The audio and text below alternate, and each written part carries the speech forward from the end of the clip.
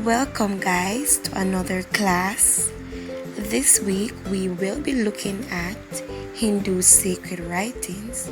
Last class we looked at the gods in Hinduism and also the origin of Hinduism in the Caribbean, and we already established that they came here as indentured workers where it was very hard for them. But this week we're looking at the sacred writings. For this lesson, you should be able to identify Hindu sacred scriptures, differentiate between the SHRUTI and the SMRITI, explain the importance of the SHRUTI and the SMRITI, and assess the contents of each sacred scripture. Now, as we embark on this lesson, we are going to ensure that we look at each of these objectives carefully. So be keen and take your notes.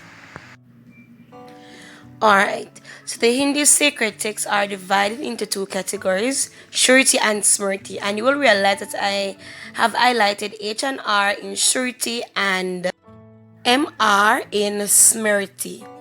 So, SHRUTI are those words that were heard from Brahman, right? So H and R stands for heard and R stands for revealed.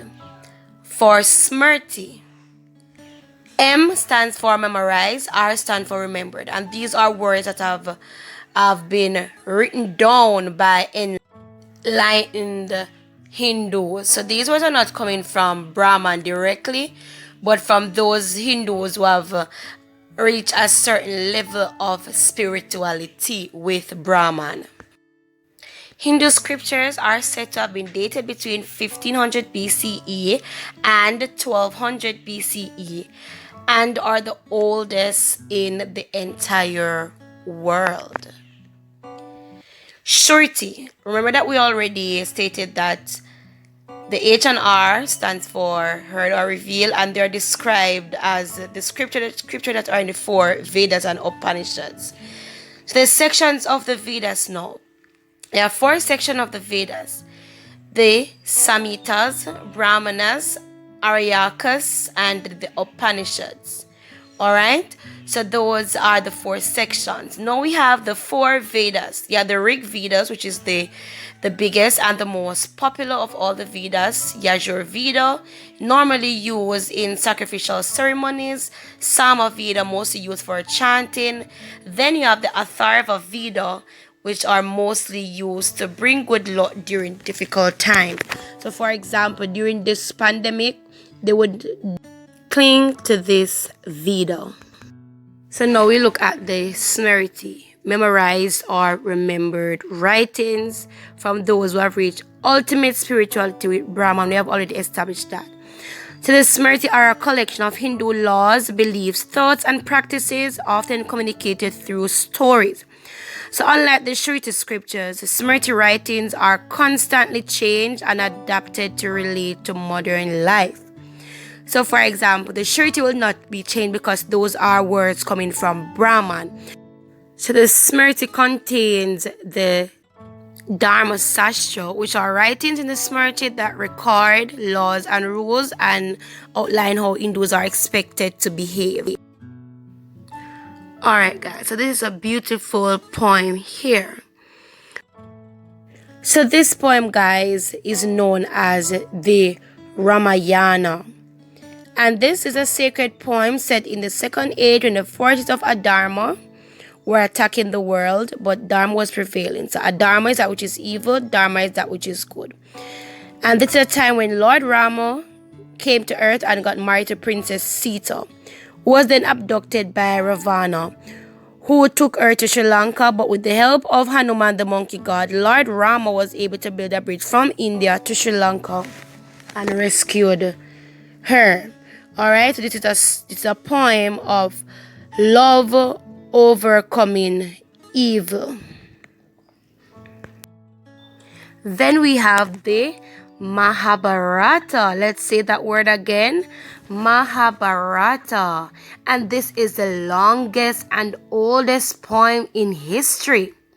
It is set in the third age when Adharma was engulfing the world. And Adharma again is evil. The story is told of two cousins who were going to war to decide who would be the king. So, one of the cousins, Arjuna, decides to turn back during the final battle as he does not want to kill people whom he loves. However, Arjuna's chariot driver is Krishna. And Krishna tells Arjuna that sacrifice must be made in order to achieve victory and righteousness, and that the souls of those who die will live again in the other life. Arjuna's resolve is strengthened by Krishna, and he goes on to fight, and he won the war. Today, the words of Krishna are recorded in the Bhagavad Gita, which is the song of the Lord. So this is a very famous piece of sacred literature. Then we have the Puranas, and this is a series of Hindu stories and poems that celebrate the life and work of the gods.